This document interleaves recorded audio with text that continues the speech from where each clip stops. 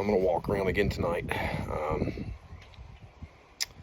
didn't find much this afternoon. I found a rock that looked new back there around where I heard the knock. No way to know. But then again, just about every time there's an interaction, whether I catch them or there's something obvious, they leave something behind. Usually it's a stick marker or a rock marker. That may be it. I don't know. It's all speculation. I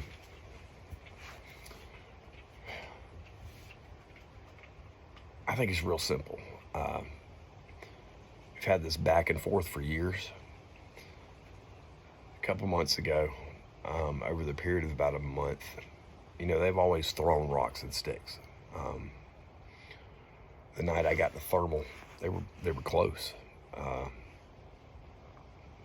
They didn't really freak out and run off and hide. But over the period of a month, they were throwing rocks about the size of a grapefruit into my front yard when I wasn't looking. They threw a piece of concrete, probably that big. That's how it started. That's on video. I put that up. I think it's just been testing over and over again to see if I was going to freak out. Now, I think they're around here. I think they're just living here now. It makes sense. Now I've got 4 German Shepherds. Not only are the German Shepherds my alarm, but let's say they're hanging out around here. Let's say they're bed down at night somewhere close. My dogs act as their alarm. They know the dogs aren't going to get out of the fence. They know 100% that I'm not going to freak out and start shooting.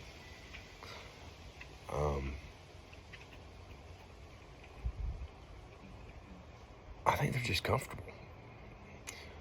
And I've yet to see anything to suggest that they give 2 craps about me as a human being. That they want to get to know me. That they want to exchange things. That they want to be buddies. I think maybe there's just kind of like a mutual respect. And maybe like last night was, I don't know what that was. They could have just been telling each other that I was out there sneaking around. Normally I don't sneak around. Normally I'm doing things right out in the open. Because there's no point. Like I talked about the other night. You stand back at the hill about 300 yards behind my house. Go across the creek and go up the hill where all the branches and the dead squirrel were. My house looks like an airport from back there. I mean, you can see anything that comes on either side of the house and anything on the back of the house. You can see it clear as day.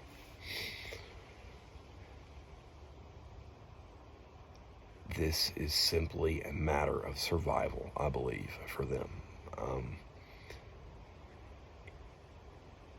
And I've said it several times before. I use the analogy to where just take 50 acres, 80 acres, 100 acres, and put a family or 2 on there. And you drop me off, and you give me the required equipment to listen to their conversations, observe their movements. Let me do that for about a month. And then you say, all right, well now for the next 6 months, I want you to live on this property and not have anybody find you. I could do it. The best way to hide from someone is to keep them in your sight, to know where they're at all times. This has been going on for years, and most of the time it's usually only like maybe a week of activity and then a couple weeks off. Well, this has been going on for pretty straight for, I mean, winter and spring have always been, you know, always gotten a lot of activity during those times. But this is the longest stretch I've ever had activity, by far, and close activity. I've never had anything during the day except for a few noises and that tree shake years ago. I don't know. I'm going to snoop around again tonight. I'm not going to sneak around. I'm going to snoop around. You know, that last night, they were too close for me, for my comfort. But to them, it might have just been, hey,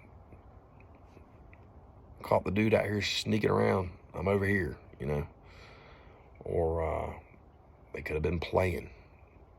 You know, I didn't feel any real aggression. Now, whatever noise they made up there near that house, it was pretty loud. But, I mean, that was a lot. There's a lot of building material up there, wood and bricks and all kinds of stuff. So,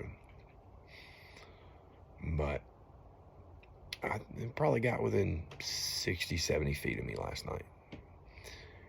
And it wouldn't have been so bad, but that's the way I went in and the way I plan on going out. And it's not a huge stretch of woods, but there's woods. I mean, they can hide. I've seen them hide, bring it up all the time, 40 feet away during the daytime when we knew that they were in the area.